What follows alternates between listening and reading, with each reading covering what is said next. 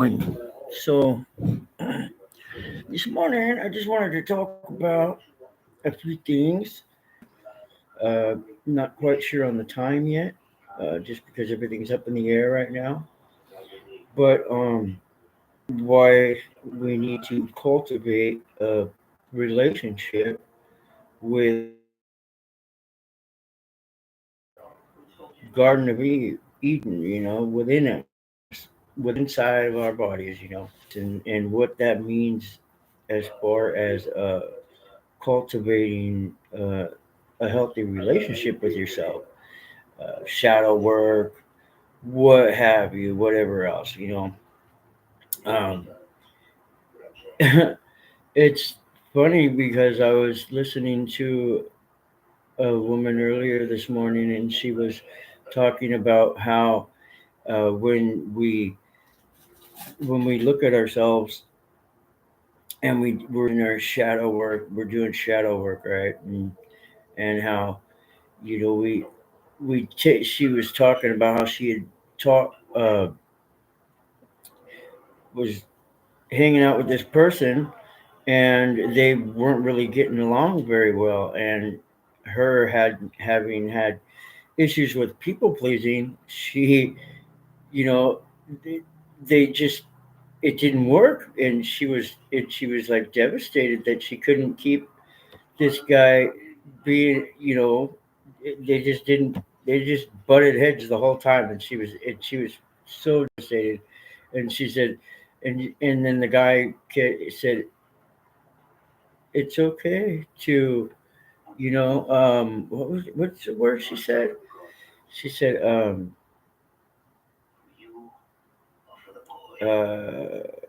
man, I can't remember it now, but what was it? What was it? Well, when I remember it, I'll tell you. I'll remember here in a minute. But it was funny because she's like, yeah, it just bothered the heck out of me that we couldn't, and me being a people pleaser, I wanted to so badly, you know, get along with this person, and why couldn't I get along with this one person? And it bothered that crap out of me. And she goes, uh, and she said how she was like almost devastated for the whole day. Um, it was pretty funny at the time. But and I've been in that situation where, no matter how you go about a situation with a person, you you know you're just not going to see eye to eye. And some would say, well, so and so's a jerk, or they're just not seeing it the right way, or whatever. And sometimes I don't think that it's necessarily that they're not seeing it a certain way. I think that sometimes I've been in situations where I would be talking to somebody, and they'd be so excited to speak about something, and I would be just as excited, and the timing was off. So it was like and it was like, it's one of those, oh man, it's not necessarily can't get a word out, it's just the timing and the uh the viewpoint. So with the combination of the two, it makes the conversation like really rocky, especially when you're both anticipating something at the same time, and it's pretty wild. And there's other dynamics that go into that, but for the most part, uh, a lot of the times I notice when I don't get along, or I have a rough conversation with someone, it's either because I'm trying too hard, or I'm expecting a result out of the conversation, or I want to impress my point, and that either that person is not hearing it, or I'm just, or he's, it's usually something that I'm doing myself, that that's the problem. If I don't enjoy a conversation with a person, or what have you, I don't know. But I know for myself, I was always that. When I was younger, I was always that kid. I had to get my 2 cents in there. You got to hear me. I had to make my point, and you know, I admit, sometimes I'll do that on purpose, and maybe okay, perfect example. There was a gentleman that would come over to the house, and he's a smart guy, really, really sharp. He knew a lot of things, but he was also just a little bit autistic, self-diagnosed, have you? But you could tell he was a little bit autistic, but for the most part, highly functional. And um, anyway, so he would come over, and he, I would bring up conversations, and I'd try to have a conversation with the guy, and he just blow me off. No, why would I do that? I don't like that or this or that, and or he would engage a little bit, and I would get into it, and he just like, well, that doesn't make any sense to me at all, and I'm just like, oh, I was biting my teeth, and so so I so after a while I just started just speaking right at him, like whether he wanted to hear it or not, and I was hoping it would, and I could tell that it was aggravating him, just as he wanted to talk about his things, and I diligently listened, but he wouldn't do the same to me, for me, and it bothered me, and nonetheless, I mean, he doesn't hang out anymore. Yeah, that's unfortunate, but yeah, but that was a guy. He was really educated. He was pretty smart, and I would try and engage with the guy all the time, and I just couldn't. Um, I don't know. We just maybe we just weren't there yet, you know. But so what else are we gonna talk about? Oh yeah. We're talking about the secret garden. So the secret garden is the covenant, the ark of the covenant, the ark right here inside the garden within the Garden of Eden, and that's where we hang. There where we get to hang out with pops. With pops. Um, and that's where we get up in the morning and we do our little meditation and our prayers, and we go into the garden and we speak with God.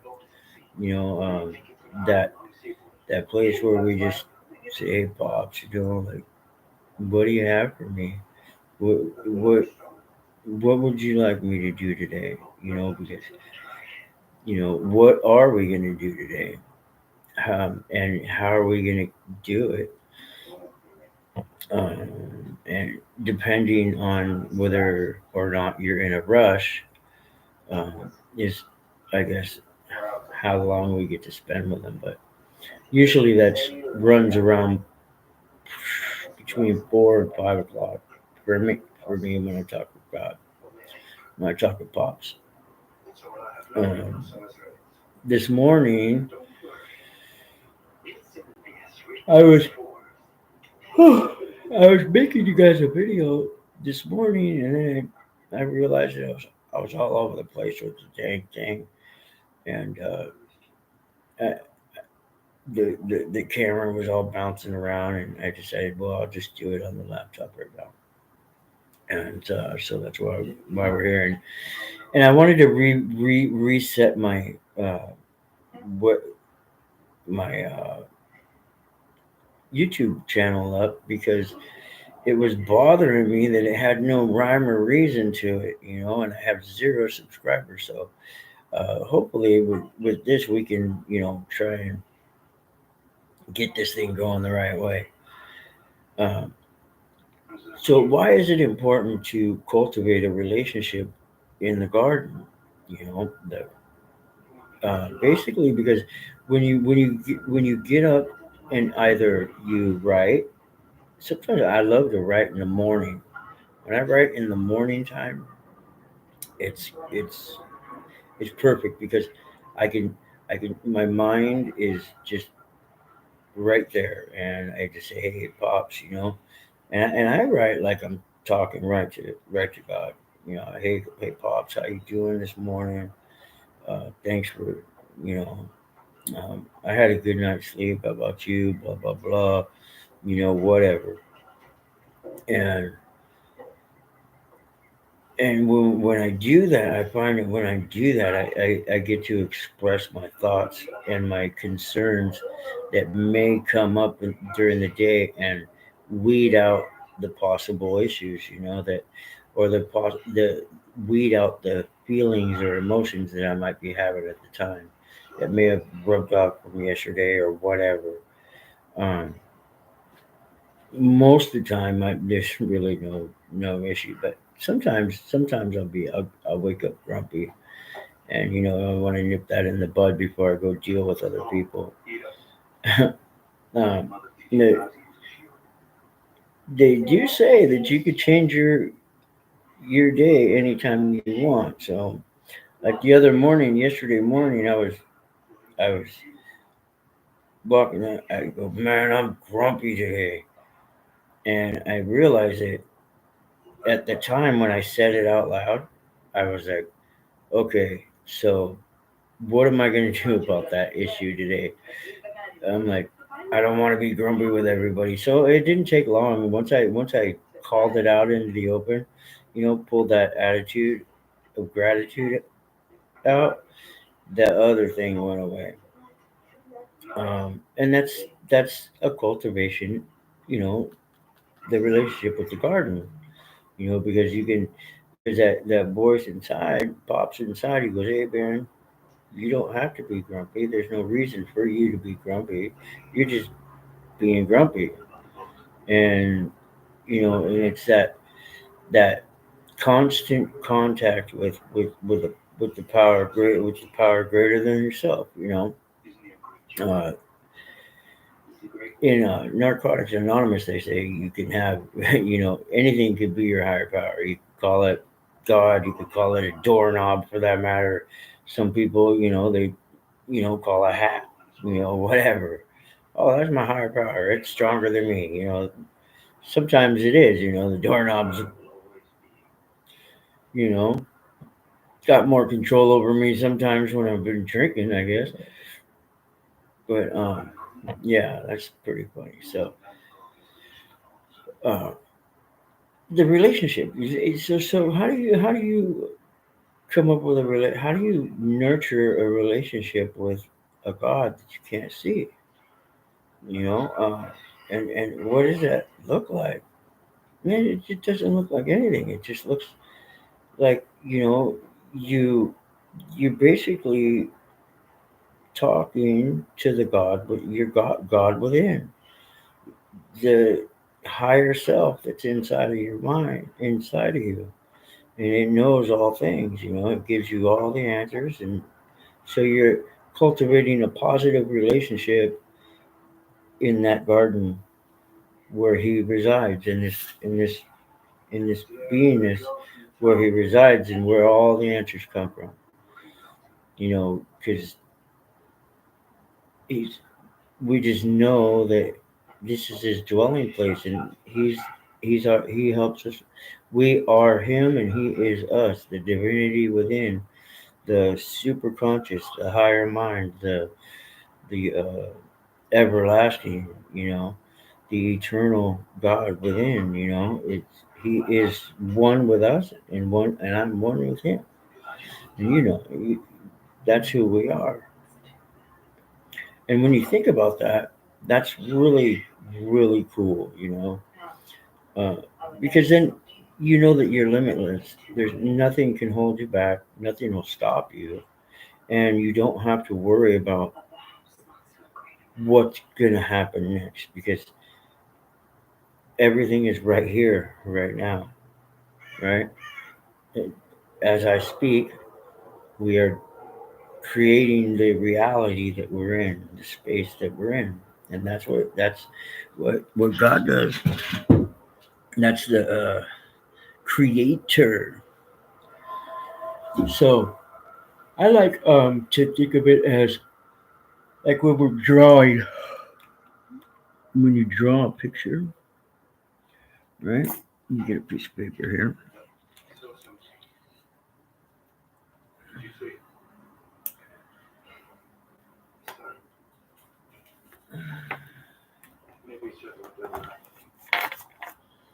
So you get a little piece of paper here. What? What? What's that? All right,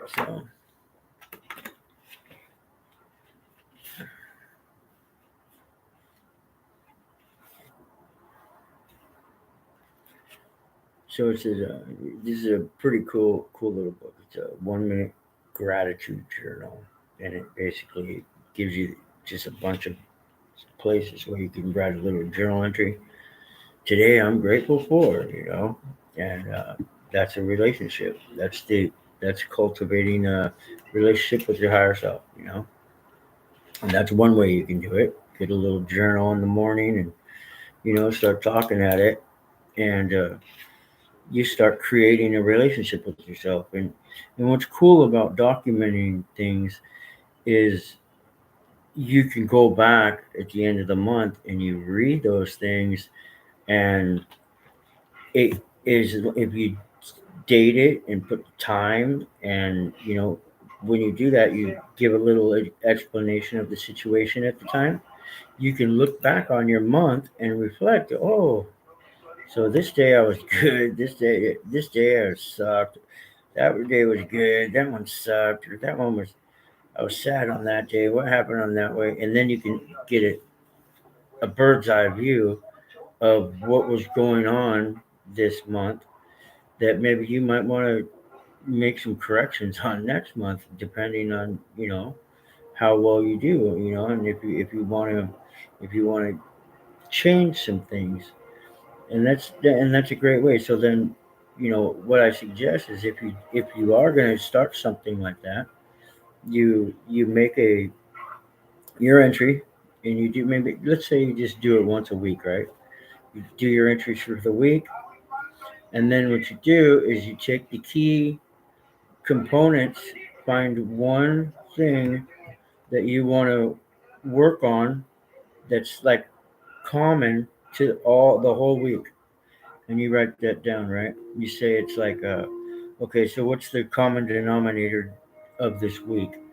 Well, it looks like throughout all of these, I was grumpy there. Um, I screamed at dude there, but that was in the morning, and that was in the afternoon, and then and I stayed up too late on that day, and this and that. So what is that? Well, it looks like maybe you need to get more rest. You know. So out of all of these things, you were grumpy on one day, you were tired that day, you lashed out at that day, and you screamed at someone that day. So that kind of looks like, okay, lack of rest. I'm not getting enough rest. I'm not sleeping right, or I'm sleeping on the couch, or I just keep letting my friends come over, or whatever it is. And so you just figure that out, and then you write it down. You go, okay, so what can I? And then before the next week comes, you say, okay, so what can I do differently to make sure to ensure that I'm going to get more rest? Well, maybe that's like, I'm not going to drink coffee at nighttime anymore, or I'm gonna tell my friends we got to shut it down at a certain time at night, or I got to tell the wife, hey, no fooling around tonight. Whatever it is, you never know. So you just come up with a little plan of action and see how it goes, and you do it again the next week. And that's how you change a behavior. You know what I mean? Along with, you know having good healthy eating habits, and and all the other good stuff that comes along with that. But pretty much that's a good way to look and judge your weeks, and make corrections as you go with a daily entry like this. Um, I'll admit, I don't do this. I haven't done this for a while, but I'm not saying I've never done it. I've done this quite a few times in my life. Um, but these are good habits to get into, especially if you're in like a corporate setting or you have a daily job to go to and you have to work with others, in a on a daily, on a daily, you know, on a daily. So if I was going to work 9 to 5 every day, I would definitely do something like this. Write all that stuff down, and it's not a bad thing to do because you'll find that you can catch bad spending habits. You can catch your the words that you use, your curse words. You could say, "Oh well, fuck," I did that, and ah shit, I did that, and then you notice that you're cussing a lot in these ones. And you're like, "Oh, maybe I should watch my tongue too," So whatever. And you could do that. You could do it with anything. You can do it with alcohol. Say you're one of those guys that he likes to have a drink, like my pops. He would come home from work and do his thing, and he get into his cozy clothes or whatever after he went out, and he would get some brandy and E&J, and he'd sip his drink, and so sometimes, you might say, "Oh man, I woke up hungover. What am I doing?" And maybe you drank too much. Well, you'll catch that stuff too, and with following a journal like that.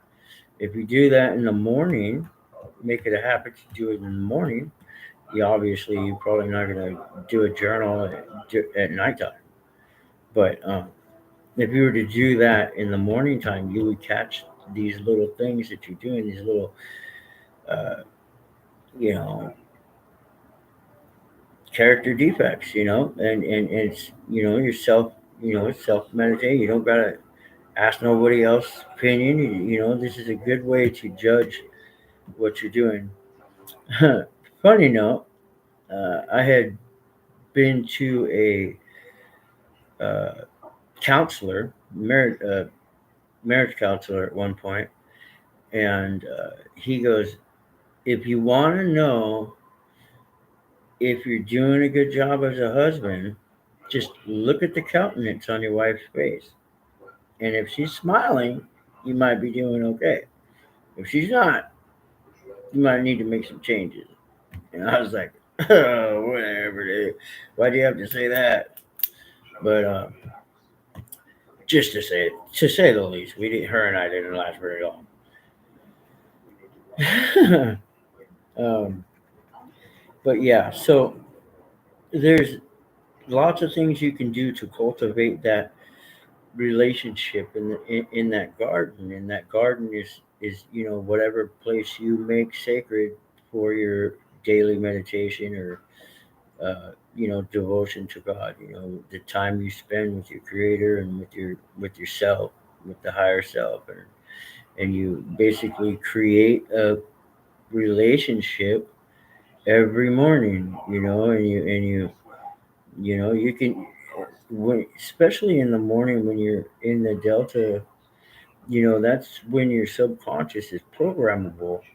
So when you're speaking things out loud to your subconscious, you're you have a better chance, especially in the morning, to reprogram, or change a belief that you have by speaking it out loud. Because creation was spoken into existence. We're vibrational beings, and when you speak something out, the the vocal cords are they're vibrating, and it's echoing through the universe, and that's how you create a reality. And when you say it with and believe it, that's when your subconscious is like, "Oh, okay, perfect," because the subconscious is there to protect you. It's not there to, it doesn't know the difference. So when you state something like, I'm going to do this, and maybe say, I'm not going to slam my finger in the door. Ow! And you do it, and it's with an emotion.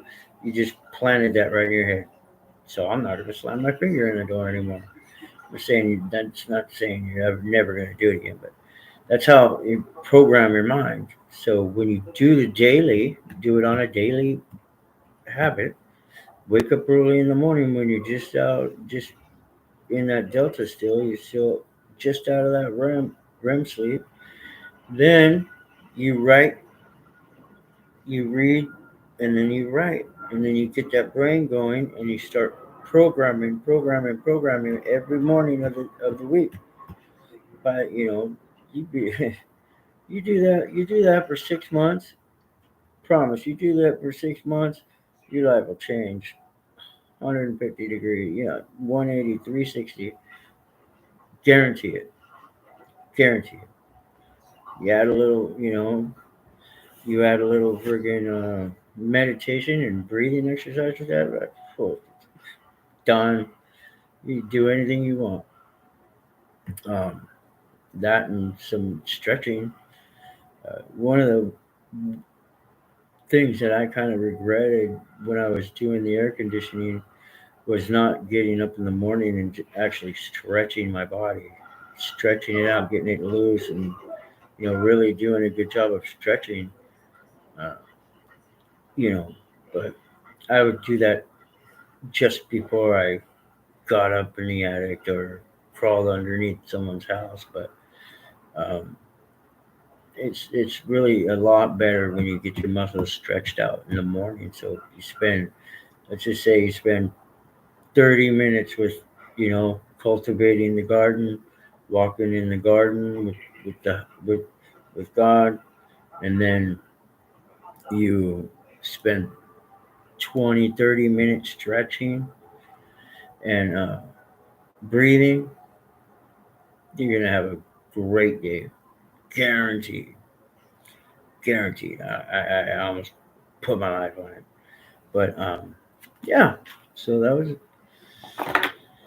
pretty cool little discussion there. So I appreciate you guys' time. This is something that I'm gonna try and do every morning for you guys, and yeah, we'll come up with some new stuff. I want to get a raffle. I'm gonna do a raffle. I'm gonna get a raffle going, and it'll be cool because we can all put in on a raffle, and we can, whatever, we can put it into PayPal or whatever kind of an account, and we'll just put it there, and I'll figure out something how we can do it. Put a bunch of raffle. Everybody will put a raffle, dollar, dollar, dollar, dollar, dollar, and then we'll just pull tickets, man, until we'll pull tickets, and we'll whoever has it pulls a ticket will pull 5 tickets a week or a month or whatever it is, and then 5 tickets, and then those 5 tickets will add up to the total, and whoever ends up with a ticket at the end of the month, one of the 5 tickets, they'll get part of that pot, and that'd be cool, right? So everybody gets a little bit of freaking spending cash at the end of the month, right, right, right. Um, that'd be cool. Um, yeah. So hey, has anybody told you they love you today? Well, I love you, and I don't even know you, man. So have a good day, and you know, let your light shine, man. Let your light shine bright, please. Do it, cause you're worth it. All right, let's see. Let's stop it. So see you tomorrow.